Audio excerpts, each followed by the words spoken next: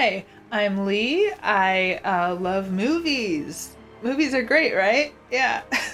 So I got kind of obsessed with watching movies in 2024. Before that too, but I watched 245 2024 releases. I gave myself through the end of January to catch up on all those that weren't actually available until January. And 45 of those were in theaters. Which is cool because I kind of stopped going to theaters for a couple of years and then I dove back in and I love it. Love movies, right? Yeah.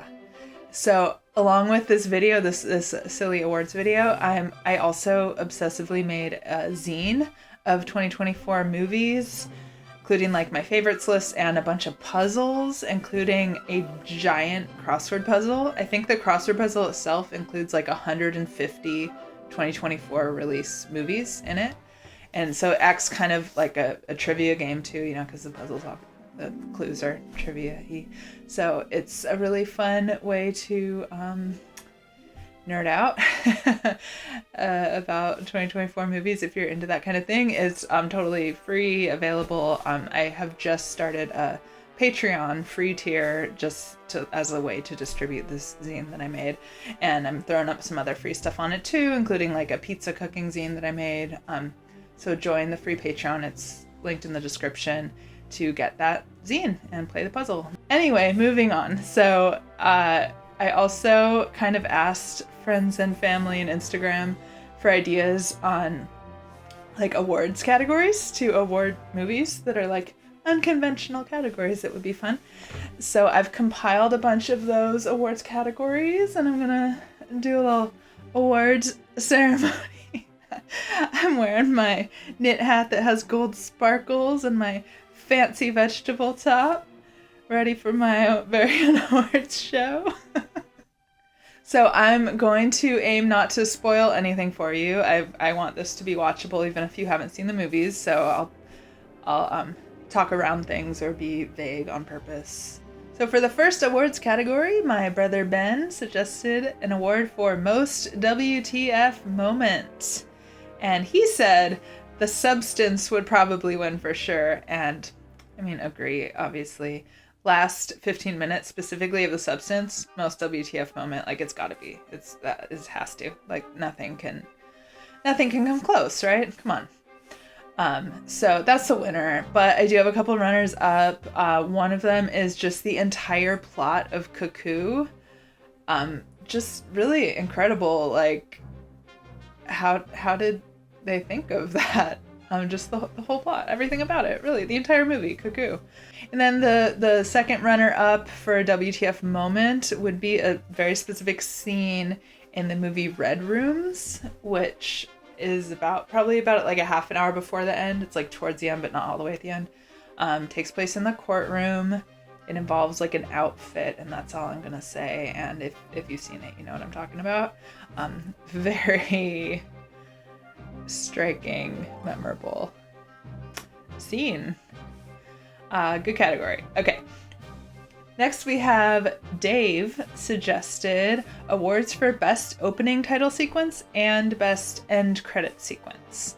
For opening title sequence, I am going to give that award to Lisa Frankenstein, which has a very cute like Victorian shadow box art inspired animation, like kind of paper cut looking, like adorable animation that like kind of tells the story of what happened before. Just real cute, and I liked it a lot. For best end credits, that was kind of hard. I was looking back at movies that I was able to look back at, and you know, most movies just have end credits.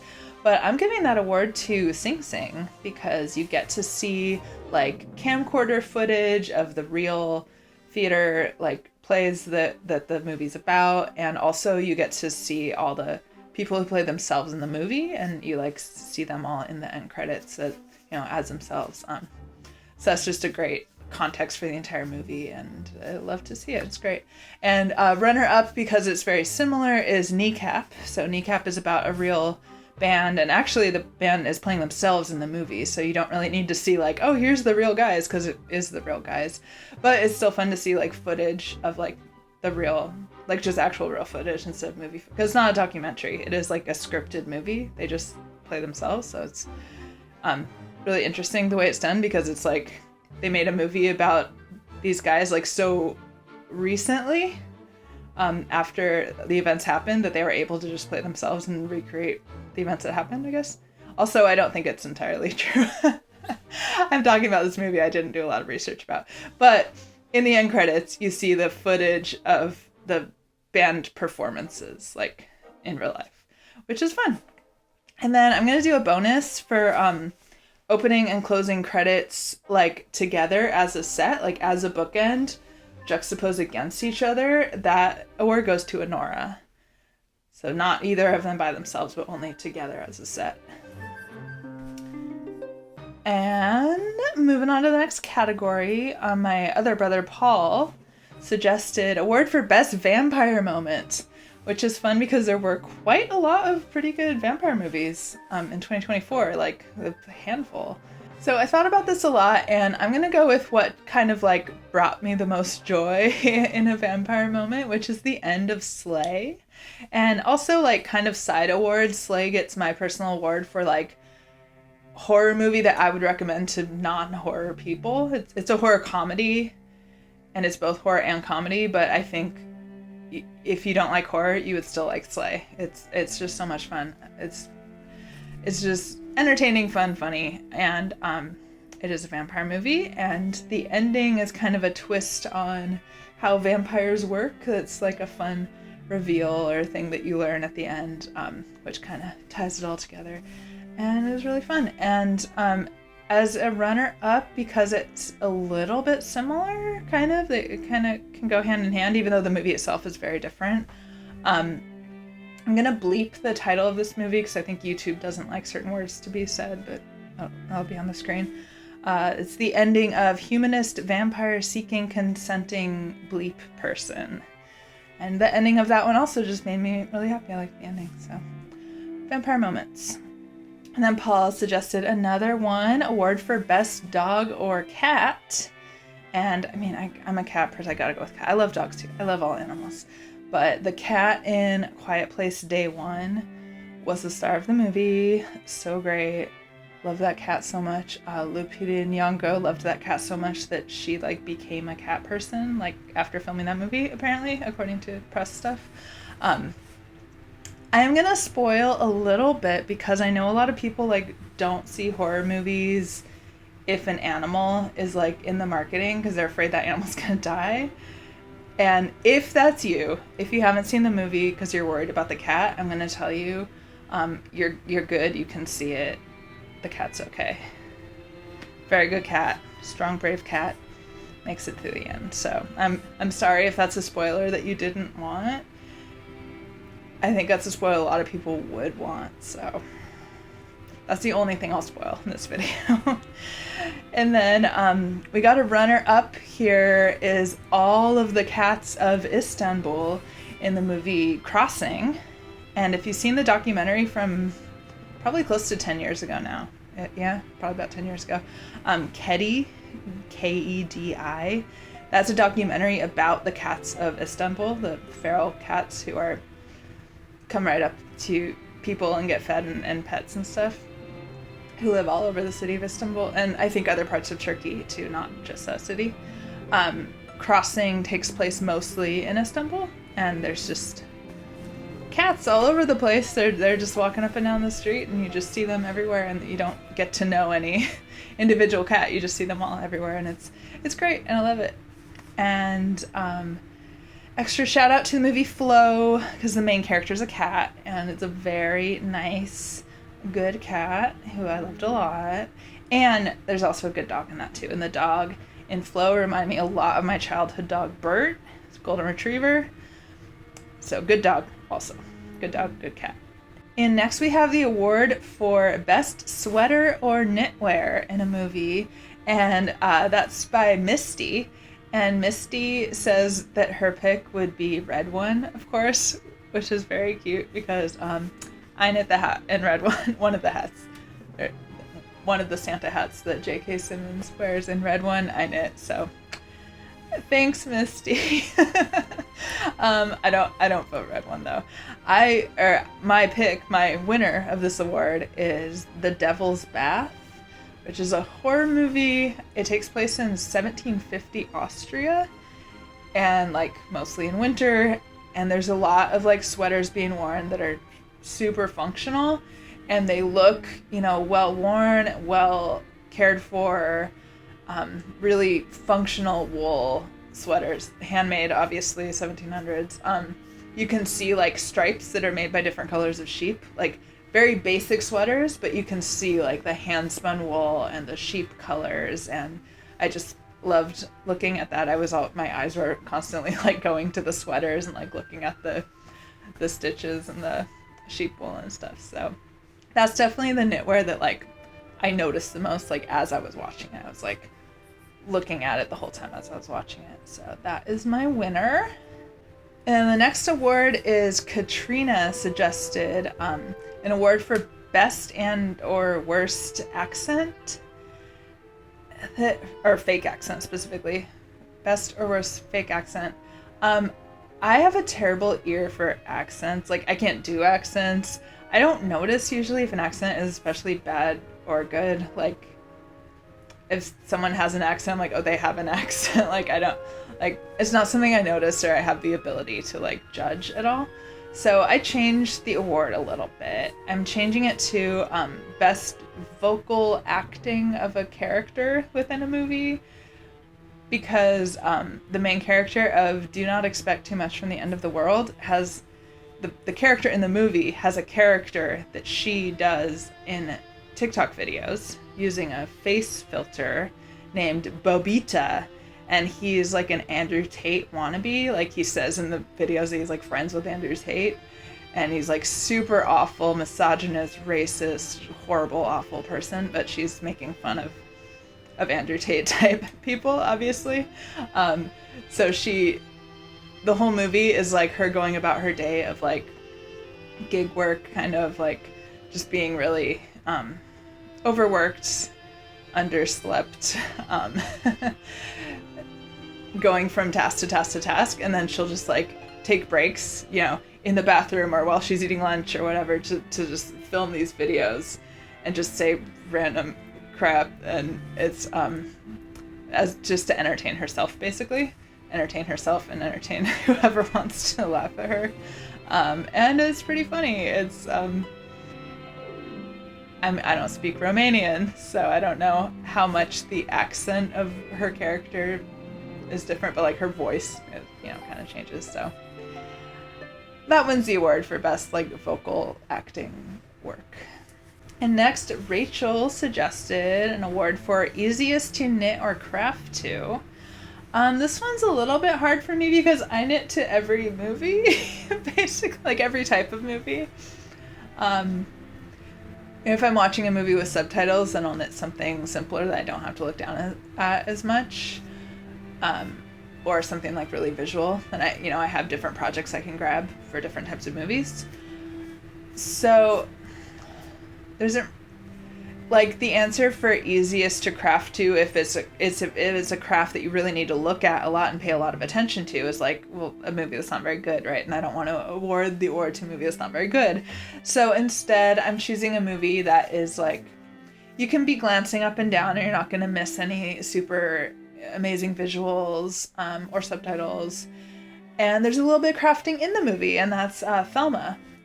And it's always a bummer when like the crafting in the movie is by women of a certain age. I like crafting to be done by more different kinds of people, right? But it's always fun to see anyway. I never don't like to see crafting in a movie.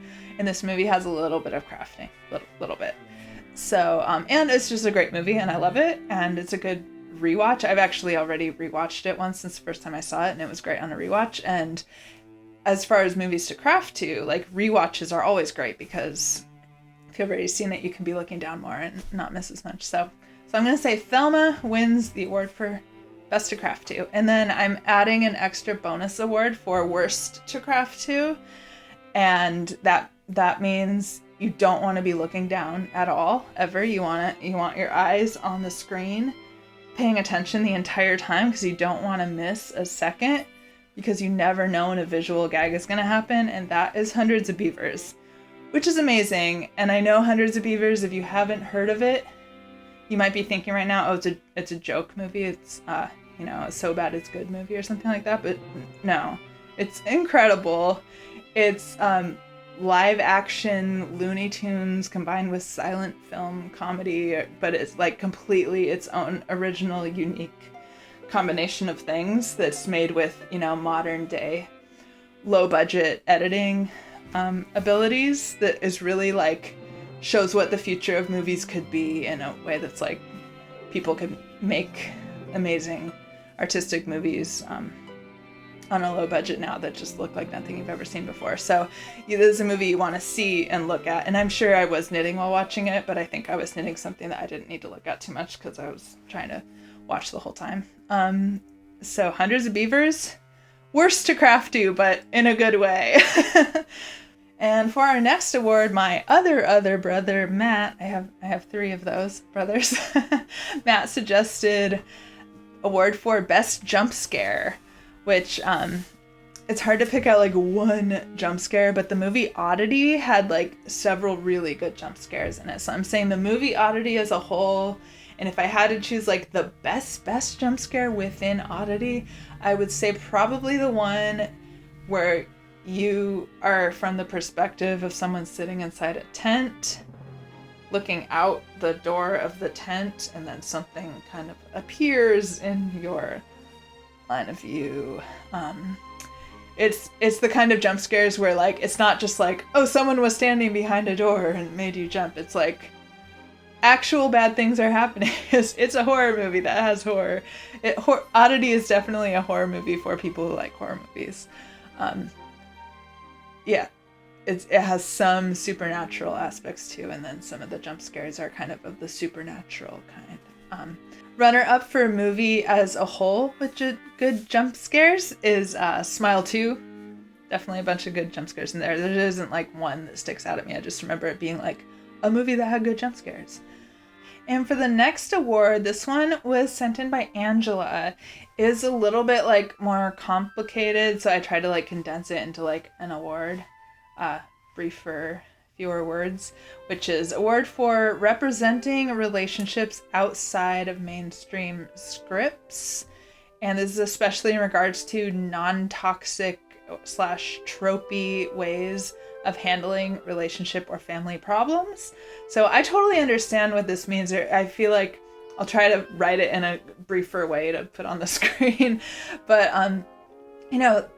when you see a movie or TV show and like kind of a problem is solved in a way that's like, oh, I wouldn't have expected that based on other movies and TV shows that I've seen, based on how movies work, how TV works, I would expect, the dad to get really angry right now, but he didn't. And like, they work together in a way you don't often see portrayed on screen. So that kind of thing. I do love to notice that kind of thing while I'm watching movies.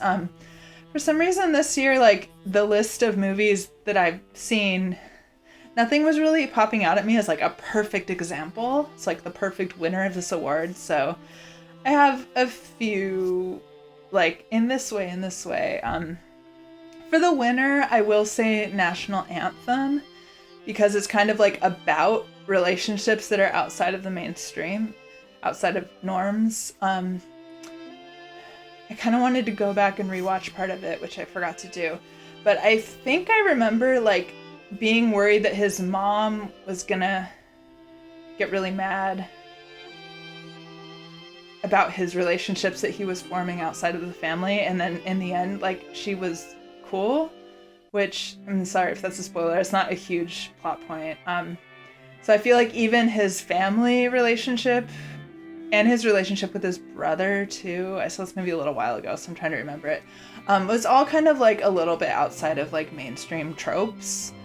And then the relationships he formed, which were the plot of the movie, with like people he didn't realize he would connect to, or he didn't think of himself as being similar to, and he kind of learned that he is a different person than he thought he was through these relationships that he was forming. Like all, like the entire premise of the movie, I feel like was was like breaking tropes and stuff. So that's my winner for this, even if it's not like exactly perfect. Some other shout outs, Crossing, which I mentioned earlier, which takes place a lot in Istanbul. That's the one with the cats. Kind of the entire premise of the movie is like a character regretting ways that she acted within her family in the past, like before the movie. You know, regretting toxic, tropey mainstream dictated by societal norms, ways that she acted in her family, and having regrets about that, and then trying to correct for it within the movie. So it's not exactly perfect for what this award is saying, but it is, I think it's in the spirit of the award. A couple other like relationships in movies that I loved that I feel like were not like super mainstream or tropey was, I'm gonna go back again to Thelma. I loved the relationship between the grandson and the grandma and Thelma. I felt like that relationship itself was like not something you see normally. The Stepsister in Lisa Frankenstein, which is a horror comedy about a weird girl, and then her stepsister is like super pretty and popular, and the trope would be and mean, you know, pretty popular and also mean. But she's not mean. She's really nice. And they have like a good stepsister relationship. And I love to see that. I loved for the pretty popular girl to also be a good person, because it was breaking the trope. And lastly, Uproar is a really good, nice movie from New Zealand. And Minnie Driver is the mom, and the mother-son relationship in that it has like an arc and starts out a little bit tropey, and then I think by the end it's really nice. And then I have a few more little ones that came from a conversation with my brothers where we were kind of brainstorming other awards ideas. So we came up with award for worst marketing or trailer, and that one is very clear to me because it made me so angry. And here's where I'm gonna really not spoil this movie, because the problem is that the trailer and all of the marketing completely spoiled this movie. So if you're one of the tiny number of people who has not actually seen the trailer or any of the marketing for Abigail, if you don't know what Abigail is, I would, and you like horror comedy movies, it's a horror thriller comedy kind of vibe. Not super comedy, but you know, like fun, like kind of light horror. There's a thing that is revealed like 45 minutes in, that the trailers completely gave away, and you would have a completely different viewing experience if you didn't know that, if you went in only knowing the first 40 minutes from the trailer. It would be so fun. It would have been such a fun theater experience to go to the theater and have that big reveal happen and not know about it. But instead, the trailers were like, here's what it is. And then you're just kind of waiting. Then you're spending that entire first 40 minutes just like, when is the thing going to happen? Like, really disappointing. So, worst marketing, I say. That includes like the poster, the taglines, the description. Like, if you don't know what I'm talking about, don't read or look at anything. Just see it. And you would be one of the very, very, very few people who get to have that experience, and that would be really cool, I would think. If you do that, if you are someone who doesn't know what I'm talking about and you do see the movie, please leave a comment and say that you did, because I would love to know if anyone actually got to have that experience. Okay, and then award for best and worst title of a movie. So I'm giving the award for best title to Evil Does Not Exist. The title makes you think and wonder what the movie's about, right? And then after you see the movie, taking the movie itself and then the title and thinking about them together, like, this is definitely a movie that I like thought about more than most movies I saw this year, and part of that was because of the title. It's a movie that's about like humans and nature, and humans' relationship to nature, and nature's relationship to humans. So like the evil is kind of, you know, the evil that does not exist is kind of talking about like both within humans and within nature, and it's really interesting. Yeah, good movie too. my runner-up, which is also a good movie, according to me. It's a very different, extremely different movie. Runner-up for best title is Hot Frosty, because it makes me laugh, and it's funny, and it's about Frosty the Snowman, but what if he's hot? A hot Frosty. It's just funny. Okay. Award for worst title. Worst title, it's not as funny. It's a tie between two movies from 2024, and then you could take probably two movies from every other year and group them into this title too. The two movies from 2024 are Close to You and The Idea of You. And those are both, they're just like not titles. They're like they could be anything. Those titles could be any movie. They're just so unspecific. Like I can't remember, like if I see the title, I'm like, wait, what movie was that? Or if I see the movie, or if I think of the movie, I'm like, wait, what was that movie called? I can't remember the title because they're like nothing. Worst title. And then lastly, last award. This is just an award I came up with because I just wanted to talk about it. It's award for best Blu-ray/DVD menu screen.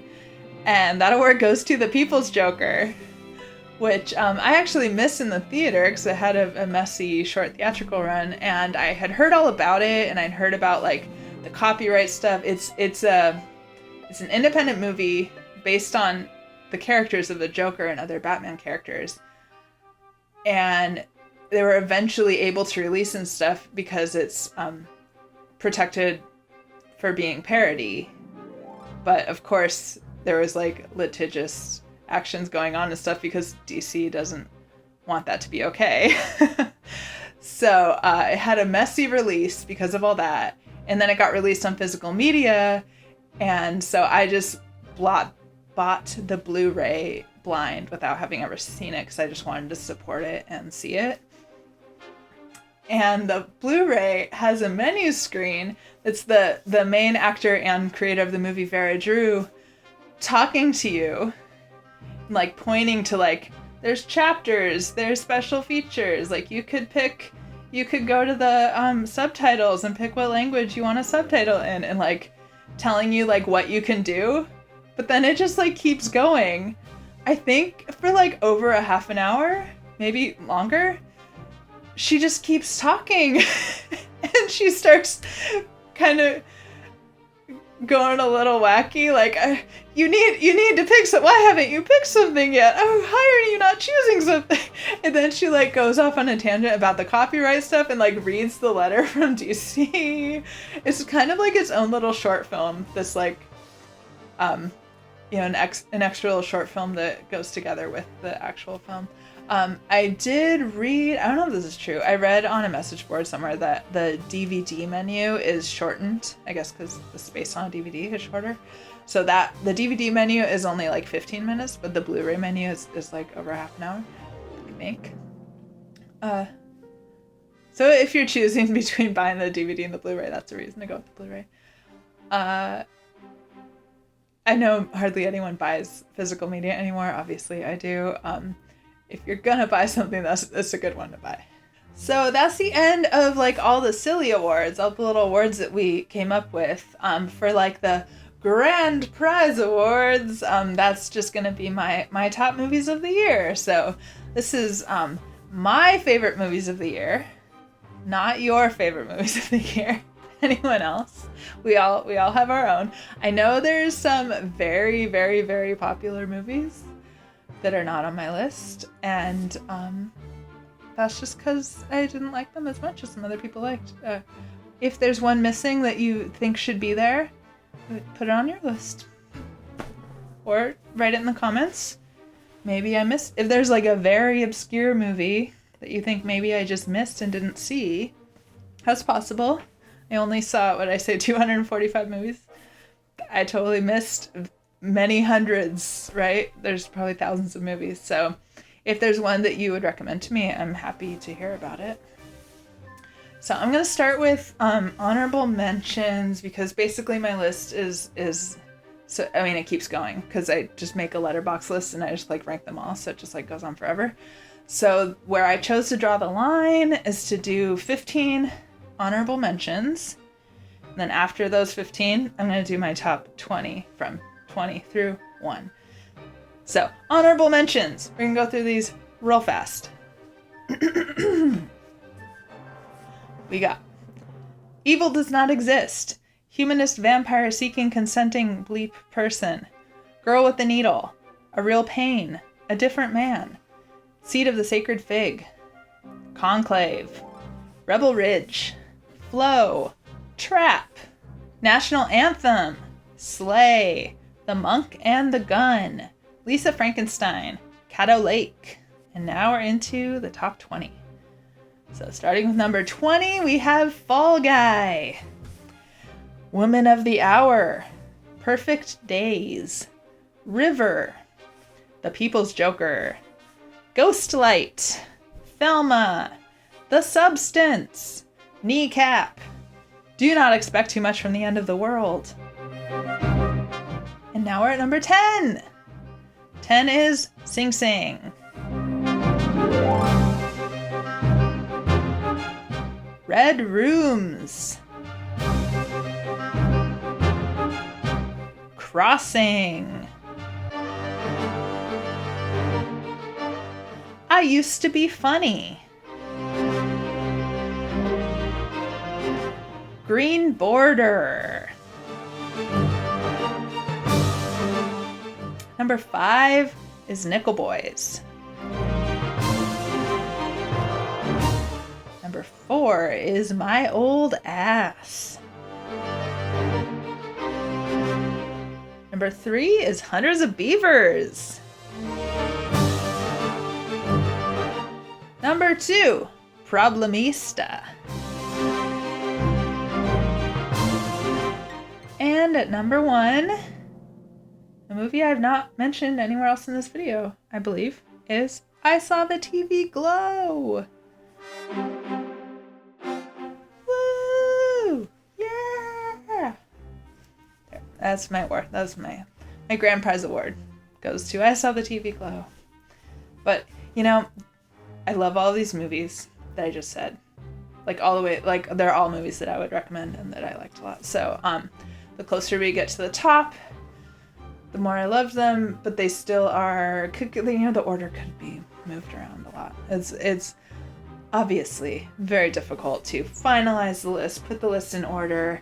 I was tweaking it literally this morning on the bus on my commute. I was changing the order of some of these movies this morning.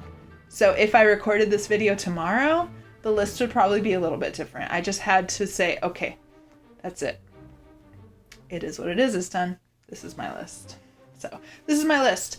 If you want the list like written out, check out my free zine on my free Patreon. And that's linked below. And play the crossword puzzle for funsies.